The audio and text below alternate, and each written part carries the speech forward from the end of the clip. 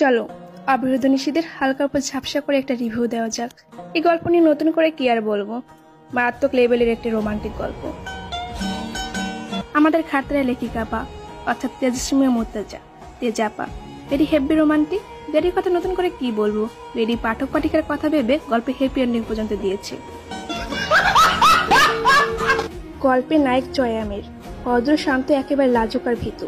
মেয়ে মানুষের দিকে চোখ তুলে তাকাই না, মারামারি খুন এসব একদমই পছন্দ করে না। রক্ত দেখলে ভয়ে কান্না করে যাওয়ার অবস্থা। বোর কথা ওঠে বসে, শেষে কিনা 2 বাচ্চার বাপ।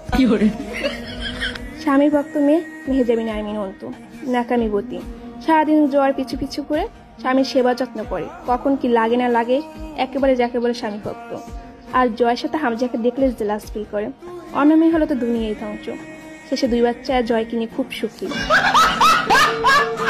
এসব মিলিয়ে আমাদের লেখিকা তেজাপা আমাদের মন রক্ষাতে হ্যাপি এন্ডিং দিয়েছে।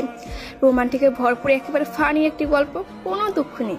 এটা বলে সারাদিন শুধু হাসো আর হাসো, হাসতে হাসতে কান্না করে দাও, এতটুকুই।